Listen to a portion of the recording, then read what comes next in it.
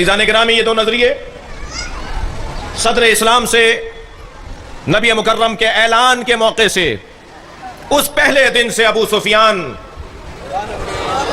नबी के खिलाफ अपनी रीशा दबानियों को बुनियाद डाल चुका था। नबी का भी क्या कहना, सरकार की भी सीरत का क्या कहना। फरमाया जो मक्के के अंदर अबू सुफियान के घर पनाह ले लेगा मैं उसे माफ कर दूंगा। अब ये कहाँ जाता भाई, सभी उसे घर जा रहे हैं पनाह लेने, तो बिलाखिर वो सबको लेकर आ गया। फिर ये सरकार का अंदाज था। जब सारे बचने भागने वाले उसके घर चले गए, कब मारा जा रहा है, कह रहे हैं वहाँ चले जाओगे तो माफ़ कर देंगे, तो अब सबको लेकर आ गया जी हम इस्लाम कबूल करना चाहते हैं, वरना दूर दूर तक इनका इस्लाम से कोई ताल्लुक़ नहीं।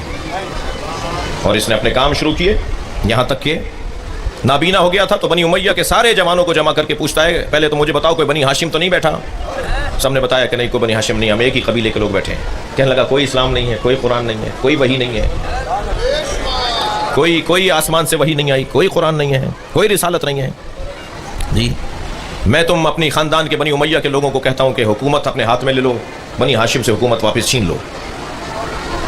जब यजीद को अब्दुल्ला इब्न उमर, बड़ी सख्त बात करने जा रहा हूँ, जब यजीद को अब्दुल्ला इब्न उमर, हज़रत उमर के बेटे ने कहा ना कि हुसैन को मार दिया, ख़त्म करो, बस करो, कितना अहले बैत को तंग करोगे, तो उसने कहा ज़रा रुको। अंदर गया, एक ख़त निकाल के लाया जो एक के बाप ने दूसरे के बाप को लिखा था जी। और उसमें लिखा हुआ था कि मैं उस वक्त तक चैन से नहीं बैठूंगा जब तक कि अजानों से एक बनी हाशिम मोहम्मदुर रसूलुल्लाह का नाम निकाल ना दूं। ये इरादे, बात यहाँ तक। इन्होंने बहुत चाहा कि अहले बैत को किसी तरह आवाम से दूर रखें, लोगों से दूर रखें, किसी तरह अहले बैत का उम्मत के साथ ताल्लुक़ तोड़ दें। कभी मौला कायनात के साथ जुल्म और ज़्यादती, कभी मौला इमाम हसन को जहर देकर, कभी मौला हुसैन को करबला में तन्हा मारकर। इन्होंने बहुत चाहा ऐसा, और मुसलसल अहले बैत पर जुल्म होता रहा, एक एक फर्द अहले बैत को कत्ल किया जाता रहा।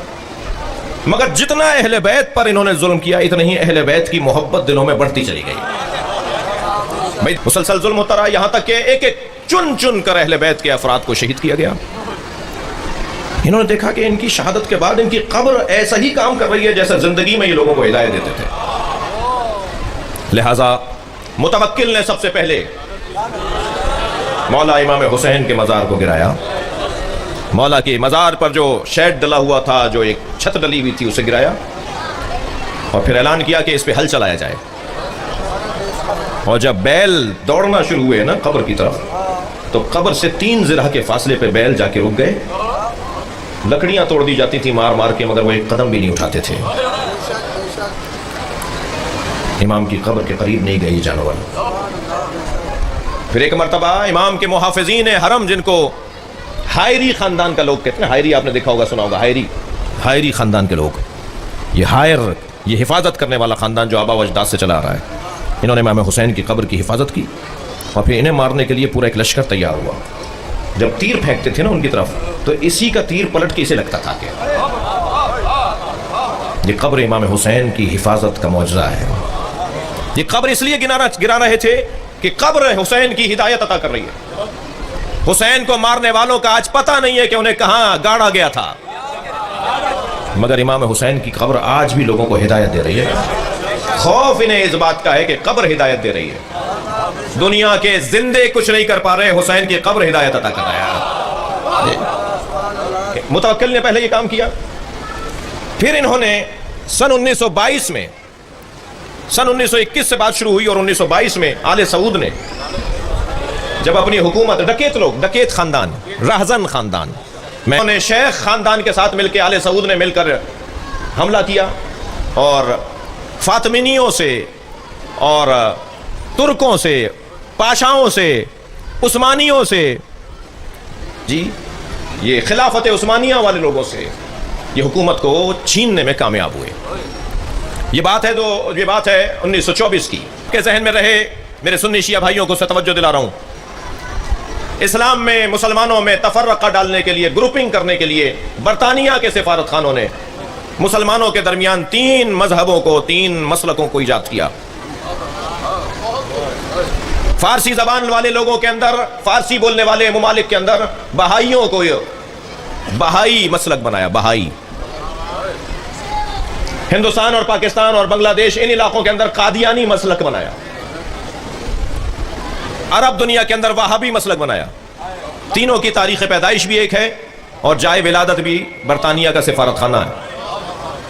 لہذا ابن تیمیہ کے فتووں کے مطابق عبد الوہاب نے حکم دیا کہ مزارات کو گرا دیا جائے، اور 1924 میں سب سے پہلی مرتبہ جنت البقیع میں چار ائمہ بقیع، 4 ائمہ اہل بیت کے مزار، جناب زہرا کا مزار جی، اس پہ مشینیں چلائی گئی اور اصلی قبر تک جا کر اس اصلی قبر کو چھوڑ دیا گیا. عزیزان گرامی، ان کا ارادہ، ان کی سوچ ختم نہیں ہوئی. جناب زینب کے مزار پہ شام میں حملہ ہوا، 2000 سے زیادہ سیدہ زینب کے مزار پہ محافظین شہید ہوئے. یہ داعش کھلے گا 20 سال کے بعد. ہمارے ہاں 15-20 سال کی ہسٹری ہے کہ 15-20 سال کے بعد حقائق کھلتے ہیں. کھلے گا کہ داعش یہودی تھے، یہ ابو بکر بغدادی یہودی تھا. نیچے والے تو پھر یہ جو ہمارے دماغ جن کے خراب کیے ہوئے نا ہمارے ممالک میں، شیعوں کے خلاف، بریلویوں کے خلاف، مزاروں والوں کے خلاف، پھر وہ استعمال میں آتے ہیں. انہیں پتہ بھی نہیں ہوتا یہ کس کے استعمال میں آ رہے ہیں. یہ جنونی لوگ جو پاکستان کے اندر اور ہمارے اس خطے کے اندر جنہوں نے ظلم کیا، زیادتیاں کی. میں ویسے پاکستان میں شیعوں کا دشمن کسی کو ماننے کو تیار نہیں ہوں. ہمارا کوئی دشمن نہیں ہے پاکستان میں، اس لیے کہ ہم سے دشمنی کرنے کے لیے قابلیت چاہیے جو ان میں نہیں ہے. دشمن کو سمجھدار ہونا چاہیے، دشمن کو قابل ہونا چاہیے. میرے مولا کے سامنے جنگ صفین میں ایک شخص آ گیا، عمرو آس. جب مولا کی برہنہ تلوار دیکھی تو کپڑے اتارنے لگا. جب کپڑے اتارے مولا نے منہ موڑ کے فرمایا اس قابل بھی نہیں ہے کہ علی اس پہ تلوار چلائے. اگر میرا انتشار داخلی ختم نہیں ہوگا تو میں بڑے مطالبے کرنے کا اہل نہیں ہوں. مجال ہے کہ جنت البقیع نہ بنے، مجال ہے جنت البقیع نہ بنے. تھوڑا سا مجھے طاقت بڑھانے کی ضرورت ہے. ویسے ہی یہ ان کے ماننے والے ہیں جو میدانوں سے بھاگتے تھے، یہ تو بھاگیں گے. وہ دن قریب ہے جو یہ میدان چھوڑ کے بھاگیں گے. انہوں نے 1924 میں مزارات گرائے اور عزیزان گرامی جناب زینب کے مزار تک آ گئے. سیدہ زینب کے مینار پہ میزائل لگا. میں پچھلے سال کوئی 1.5 سال پہلے بی بی کی زیارت کو گیا تھا. آپ سب سے گزارش کر رہا ہوں خدا کے لیے جناب زینب کی زیارت ہو جائیے. بی بی کے مزار پہ مجمع کم ہو گیا ہے. مجھے موقع مل گیا ہوتا نا تو میں بھی بی بی کی زیارت ہو جاتا اور بی بی کی حفاظت، مزار کی حفاظت ہو جاتا. مجھ سے پوچھا جائے گا، آپ سے پوچھا جائے گا کہ آپ کیوں نہیں گئے. جو گئے ہیں ان سے کیوں پوچھا جا رہا ہے کہ کیوں گئے. میں جب بی بی کے روزے میں اندر گیا نا تو وہاں کے حالات سننے کے بعد میں نے جالی پکڑ کے بہت دیر تک بی بی سے معافی مانگی. میں نے کہا بی بی مجھے معاف کر دیجئے، ہم آپ کے روزے کی حفاظت کو تو نہیں آئے، ہم تو زیارت کرنے بھی نہیں آ رہے. ہم تو زیارت کرنے بھی آپ کی نہیں آ رہے. مزار پہ مجمع کم ہے، زائرین نہیں پہنچ پا رہے. خدا کے لیے جائیے، مزار پہ رونق بڑھائیے.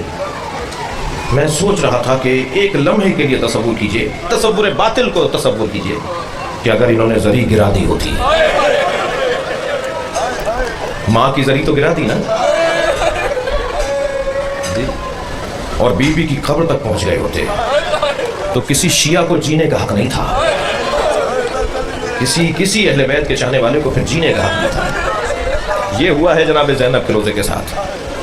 مگر میں کہوں گا بی بی، اللہ نے آپ کو بڑا مقام دیا ہے. ایک ماں ہے اور ایک بیٹی ہے. مجھ سے پہلے جو ذاکر پڑھ رہے تھے بہت اچھا ہے، انہوں نے یہ مضمون پڑھا کہ ایک مدینے کے دربار میں کھڑی رہی اور ایک شام کے دربار میں کھڑی رہی. عزادارو، جب جناب زہرا دربار گئی تھی نا، اللہ اکبر، تو جیسے کربلا میں حسین علی اصغر کے لاشیں پہ مسترب تھے. کبھی میرے مولا آگے جاتے تھے، کبھی الٹے پیر واپس آتے تھے، کبھی دائیں جاتے تھے، کبھی بائیں جاتے تھے. ایسے مدینے میں مولا علی مسترب تھے. کبھی گھر کے دروازے پر آ جاتے تھے، کبھی اندر آ جاتے تھے، کبھی گلی کے کونے پہ چلے جاتے تھے. ادھر دیکھ رہے تھے جہاں سے زہرا کو آنا تھا. تو جیسے ہی آتے ہوئے دیکھا نا جناب زہرا کو تو بے ساختہ میرے مولا نے فرمایا فاطمہ تو پہ کیا گزری. سنیں گے کیا فرمایا؟ میری بیوی نے فرمایا علی افسوس اس بات کا نہیں ہے میں دربار میں گئی. میرے بابا نے کہا تھا تمہیں باغ فتح مانگنا ہوگا، تمہیں دربار میں جانا ہوگا، بابا کا حکم تھا. अली अफसोस इस बात का नहीं है मैं दरबार में गई, अफसोस इस बात का है कोई मेरे लिए खड़ा नहीं हुआ। जिसके लिए नबी खड़े हो जाते थे, अजर कमल अल्लाह, अजर कमल अल्लाह। आपकी आवाज़ें बुलंद है, अल्लाह आपको इसका अजर सवाब अता फरमाए। जब मजलिस में बैठा करें अपनी आवाज़ों को आज़ाद रखा करें। इमाम जाफर सादिक रोने वालों को दुआ दे रहे हैं, या अल्लाह ये हमारे अमर को जिंदा कर रहे हैं। मेरी बीवी फरमाती है अली अफसोस इस बात का नहीं है मैं दरबार में गई, अफसोस इस बात का है कोई मेरे लिए खड़ा नहीं हुआ। सुनेंगे फिर क्या फरमाया, अली अफसोस इस बात का भी नहीं है कोई खड़ा नहीं हुआ, अफसोस इस बात का है मुझे झुटलाया गया। अजर कमल अल्लाह, अजर कमल अल्लाह, अल्लाह इसका अजर अता फरमाए। अली मुझे झुटलाया गया। भी बीबी का नाम नहीं लेता, सिंधी कहता सच्ची सैण।